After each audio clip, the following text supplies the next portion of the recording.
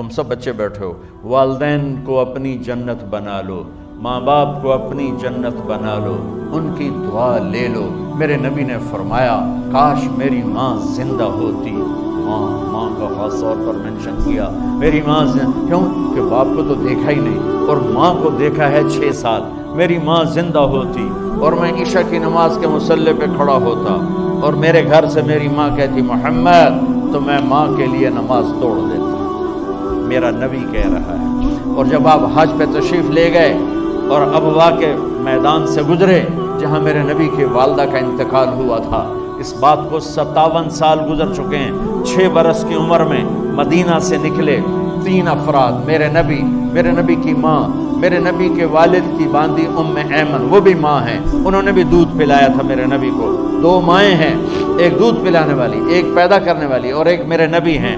جب ابوا کے پہاڑوں میں پہنچے تو اچانک ہارٹ اٹیک سے حضرت آمنہ 25 سال کی عمر میں انتقال فرما گئی، اور میرے نبی نے اتنا اس کا غم لیا۔ 6 سال کا بچہ، میں سن 2000 میں وہاں گیا تھا، میرے آنسوں نہیں رکنے کو آ رہے تھے کہ کہاں میرے نبی کی ماں کو اللہ نے اٹھایا، نہ کوئی آسرا، نہ کوئی سہارا، نہ کوئی رشتہ، نہ کوئی جھولی، نہ کوئی چھاؤں، ایسے تنہا یتیم کر دیا۔ جب ان کو پتھروں میں دبا کے نیچے اترے، ام ایمن کو سے ہاتھ چھڑا کر بھاگے اور اوپر پہاڑی پہ چڑھ گئے۔ جب ام ایمن پیچھے گئیں تو ام ایمن نے کیا دیکھا کہ ابوا کے پہاڑ بھی رو رہے ہوں گے، آپ ماں کی قبر کو چمٹ کے ایسے اوپر لیٹے ہوئے تھے، قبر کو پکڑا ہوا تھا، اوپر لیٹے ہوئے تھے۔ جب ام ایمن قریب آئیں تو سنا آپ کہہ رہے تھے اماں جی آپ کو تو پتا تھا آپ کے سوا میرا کوئی نہ تھا، آپ مجھے چھوڑ کے کہاں چلی گئی، کیوں چلی گئی؟ 6 سال کا بچہ پہلی موت دیکھ رہا ہے تو ان کو سمجھ میں نہیں آ رہا کہ میری ماں کے ساتھ ہوا کیا ہے۔ ام ایمن نے اٹھانا چاہا، آپ نے اٹھنے سے انکار کر دیا۔ اس صدمے کو سینے میں لیے ہوئے 57 سال کے بعد، 7ویں دن بندہ رو نہیں سکتا، رونا نہیں چاہے تو رونا نہیں آتا، 57 سال کے بعد آپ اس وادی سے گزرے، اپنے اونٹنی کو ماں کی قبر کی طرف موڑ دیا اور ان پلرز کو 3 گنا کرو تو وہ پہاڑ بنتا ہے، چھوٹی پہاڑی۔ اونٹنی کو نیچے بٹھایا، اوپر پہاڑ پر گئے اور یہ مجھے دیکھو، یوں آپ نے گھٹنے کھڑے کیے ماں کی قبر کے سرانے اور یہ ہاتھ یہاں رکھے اور پھر سر دیا اپنے گھٹنوں میں یوں، پھر رونا شروع کیا۔ اتنا روئے، اپریل کا مہینہ تھا، دھوپ سر پہ پڑ رہی تھی، ہم تو ٹھنڈی دھوپ میں بیٹھے، شدید دھوپ میں بیٹھے تھے، اور اس کنڈیشن میں یہ بچوں کا سٹائل ہوتا ہے جب لمبا رونا ہو تو وہ یوں بیٹھتے ہیں سر اندر دیکھ۔ اتنا روئے کہ آپ کی داڑھی ساری آنسوں سے بھر گئی، سینہ تر ہو گیا، احرام تر ہو گیا، اور کئی گھنٹے بیٹھ کے روتے رہے۔ 2 جہان کے سردار ہو کر تمنا کر رہے ہیں کاش اماں تو زندہ ہوتی، تو مجھے کہتی محمد میں تیرے لیے نماز توڑ دیتا۔ اور میرے نبی نے، یہ بچیاں غور سے سنو، میرے نبی سے پوچھا گیا یا رسول اللہ قیامت کب آئے گی؟ آپ نے فرمایا یہ تو اللہ کو پتا۔ نے کہا یا رسول اللہ کوئی نشانی بتا دیں۔ آپ نے فرمایا جب بچیاں ماؤں کو ذلیل کریں گی تو کیا بتا دیں؟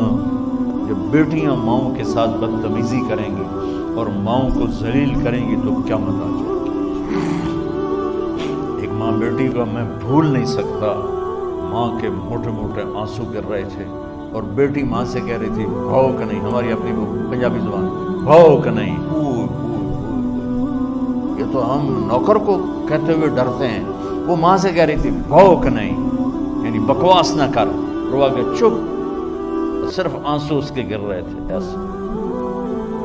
شاید وہ یاد کر رہی تھی کہ 9 مہینے کیسے اس کو میں نے پیٹ میں پالا، جنتے ہوئے کتنی تکلیفوں سے گزری، اور اس کو دودھ پلاتے ہوئے کتنی راتیں میں نے کاٹ کاٹ کے گزاری، اور اس کے پیشاب دھوتے ہوئے کتنی دفعہ میں سردی میں ٹھٹھری، اور آج یہ مجھے کہہ رہی ہے بھاؤ کہ نہیں۔ اس لیے میرے نبی نے فرمایا جس نے ماں باپ کو دکھ دیا، سنو غور سے بچوں سارے سنو، جس نے ماں باپ کو دکھ دیا اس پہ اللہ کی لعنت، اس پہ فرشتوں کی لعنت، اس پہ زمین آسمان کی لعنت، نہ ان کی نماز قبول ہے، نہ روزہ قبول ہے، نہ صدقہ قبول ہے۔ میرے نبی کی زندگی کا دوسرا روپ حقوق العباد، نماز حقوق اللہ میں آ جاتی ہے، میں حقوق العباد کی تھوڑی سی وضاحت کر رہا ہوں۔ ماں باپ زندہ ہیں تو دعا لے لو۔ والدین سے کہتا ہوں بچوں کو عزت دو، جہاں اولاد ماں باپ کے حقوق ہیں وہاں اولاد کے حقوق ہیں، اولاد کو عزت دو، اولاد کو عزت دو، اولاد کو عزت دو۔ بہت سی اولاد کی نافرمانی کا ذریعہ ماں باپ بن رہے ہیں، سختی کر کے، زبردستی کر کے اور ٹھونس کر چیزیں نوکروں کی طرح سلوک کر کے۔ میرے نبی کے گھر میں جب بیٹی فاطمہ ملنے کے لیے آتی تھی تو میرے نبی بیٹھے نہیں رہتے تھے، یا اب چیئر پہ بیٹھے ہوئے بی بی فاطمہ آ گئی، اب زمین پہ بیٹھے ہوئے ہیں بیٹی آ گئی، اب چارپائی پہ لیٹے ہوئے ہیں بیٹی آ گئی۔ میرے نبی کیا کرتے تھے؟ کھڑے ہو جاتے تھے، کھڑے ہو جاتے، ایک دم کھڑے ہو جاتے تھے، اور پھر کھڑے نہیں رہتے تھے، تیزی سے آگے بڑھتے تھے، حضرت فاطمہ کا ہاتھ پکڑ لیتے۔ یہ والدین غور سے سنو، حضرت فاطمہ کا ہاتھ پکڑ لیتے تھے اور ہاتھ پکڑ کے مجھے دیکھو یوں بوسہ لیتے تھے، بیٹی کا بوسہ لیتے تھے، پھر ہاتھ چھوڑتے نہیں تھے، ہاتھ پکڑے پکڑے لاتے لاتے لاتے ان کو چارپائی پر پہلے بٹھاتے تھے پھر خود بیٹھتے تھے۔ یہ باپ اور رسول ہو کر بیٹی کو یہ عزت دیتے تھے۔ پھر وہ جنت کی عورتوں کی سردار بنی، پھر وہ جنت کے سرداروں کی ماں بنی، پھر وہ اللہ کے شیر کی زوجہ بنی۔ تو والدین سے کہتا ہوں کہ اپنے بچوں کو عزت دو، عزت دو، عزت دو، عزت دو۔ پھر آپ سے زندگی کے بڑے فیصلے ہیں شادی۔ اب لوگ اکٹھے پڑھتے ہو لڑکے لڑکیاں، اپنی شادی کے فیصلے خود نہ کرو، اپنے ماں باپ کے حوالے کرو۔ اس میں شرافت بھی ہے، اس میں برکت بھی ہے، اس میں رحمت بھی ہے، اور اس میں والدین کی دعائیں بھی ہیں۔ کورٹ میرج کو ہوا نہ دو، boyfriend girlfriend culture ہمارا نہیں ہے۔ میرے نبی کے طریقے میں مرد اور عورت کا صرف نکاح سے تعلق ہے، اس کے علاوہ سب جہنم کی آگ ہے۔ اور والدین سے کہتا ہوں کہ اپنے بچوں سے پوچھ کے رشتے کرو، زبردستی مت کرو۔ میرا معاشرہ بہت سنگین قسم کے جرم کا شکار ہے، بچوں پہ مسلط کر دیتے ہیں، ایتھے ہی کرنی ہے، جٹائیں چی کرنی ہے، بٹائیں چی کرنی ہے، پتہ نہیں آئے کتوں جٹ بٹ۔ چلو تم ناراض نہ ہو، راجپوتائیں چی کرنی، میں راجپوت ہوں، میں اپنی قوم کو بھی رگڑ دیتا ہوں، راجپوتائیں چی کرنی، اگاں کرنی ہی کوئی نہیں۔ یہ ظلم و ستم اولاد پہ مت کرو، اپنی بچی سے پوچھو، اگر بیٹی ہاں کرے تو پھر قدم اٹھاؤ، اگر بیٹی کہہ دے میں نہیں کرنا چاہتی تو وہ نافرمان نہیں ہے۔ اللہ کے واسطے میری سنو، صرف تم نہیں سن رہے ہو، اس کیمرے سے لاکھوں کروڑوں لوگ سن رہے ہیں۔ اگر بیٹا یوں کہہ دے کہ ابا میں نے یہاں شادی نہیں کرنی، میرا جی نہیں چاہتا ہے، تو وہ بیٹا نافرمان نہیں ہے، فرما بردار ہے، اس نے شریعت کا حق استعمال کیا ہے۔ اب ایسا ظلم مت کرو کہ نہیں اتھے ہی کرنی ہے، اتھے گھروں نکل جاؤ۔ زندگی تم نے تو نہیں گزارنی، زندگی تو بچے نے گزارنی، میں قربان جاؤں۔ ایک حدیث سنو پہلے، پھر اگلی بات سناتا۔ ما تزوجت وما زوجت الا بوحی من السماء نزل به جبریل۔ لوگو سنو، میں نے جہاں شادی کی، میں نے جہاں بیٹی کی شادی کی، پہلے آسمان سے جبریل فرشتہ اللہ کا حکم لے کر آیا، پھر میں نے قدم اٹھایا۔ سمجھ گئے میری بات سمجھ گئے سارے؟ اب اگلی سنو۔ حضرت علی فاطمہ کا رشتہ لینے آ گئے، اور جبریل ان سے پہلے آ گیا کہ یا رسول اللہ فاطمہ علی کے لیے ہے۔ تو آپ محمد مصطفیٰ جیسا ہے، رشتہ مانگنے والا علی جیسا ہے، اور بیٹی فاطمہ جیسی ہے، اور آپ پوچھتے ہیں علی کیسے آئے؟ کچھ شرم کی وجہ سے کچھ کہہ نہ سکے، چپ۔ آپ کو تو پتا تھا، آپ نے فرمایا فاطمہ کے رشتے کے لیے آئے ہو؟ کہ جی۔ تو جبریل تنال بیٹھا ہوا ہے کہ یا رسول اللہ اتھے ہی کرنا ہے۔ آپ نے ہاں نہیں کی، آپ نے کہا انشاءاللہ، اور یہ کہہ کر اٹھ گئے۔ انشاءاللہ نبی کا ہاں ہی ہوتا ہے، لیکن جبریل کے آنے کے باوجود اور اللہ کے کہنے کے باوجود میرے نبی کو بھی پتا ہے کہ یہ رشتہ یہاں کاتب تقدیر نے لکھ دیا ہے، لیکن امت کو سبق سکھانے کے لیے آپ گھر تشریف لے گئے۔ بیٹی فاطمہ کہ جی یا رسول اللہ، کہ علی کا رشتہ آیا ہے، میں ہاں کر دوں؟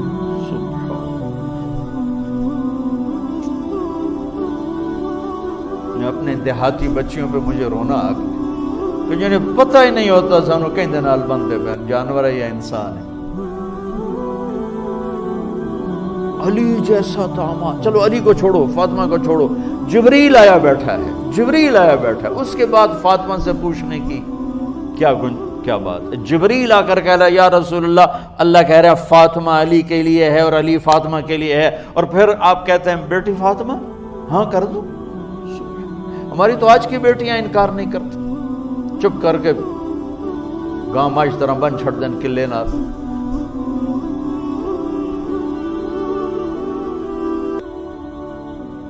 کوئی ان کے اندر کے جذبات کو سننے والا کوئی نہیں ہوتا، اپنی انانیت پر یہ فیصلے کرتے ہیں، اور میرا نبی کہہ رہا بیٹی ہاں کر دو۔ آپ کا کیا خیال ہے، فاطمہ نے انکار کرنا تھا؟ یہ تو یہ بیٹیاں نہیں انکار کرتی تو فاطمہ نے کہاں کرنا تھا؟ لیکن یہ سبق دینا تھا ان والدین کو جو نادانی کے فیصلے کر کے اولاد کو ہمیشہ ایک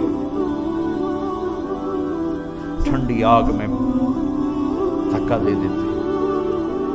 حضرت فاطمہ رضی اللہ تعالیٰ عنہا نے جب ہاں کی پھر آپ باہر نکلے۔ اچھا مزے کا واقعہ ہوا، حضرت علی اٹھ کے باہر نکلے تو صحابہ باہر کھڑے انتظار کر رہے تھے کہ کیا ہوا۔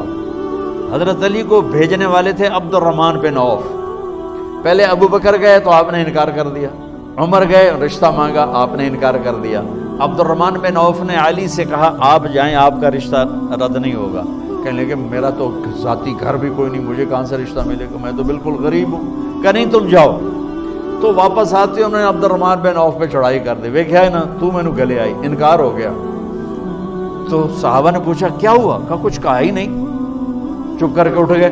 تو عبد الرحمن بن عوف کہنے لگے کچھ بولے صحیح، کہ بس اتنا کہا انشاءاللہ کا تو مبارک ہو، نبی کا انشاءاللہ ہاں ہوتا ہے۔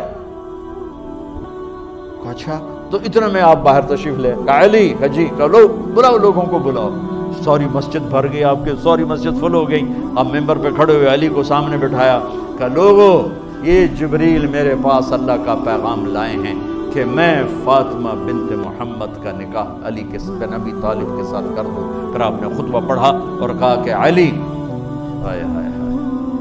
میں نے فاطمہ بنت محمد کو 400 درہم مہر کے عوض تیرے نکاح میں دیا، تو نے قبول کیا؟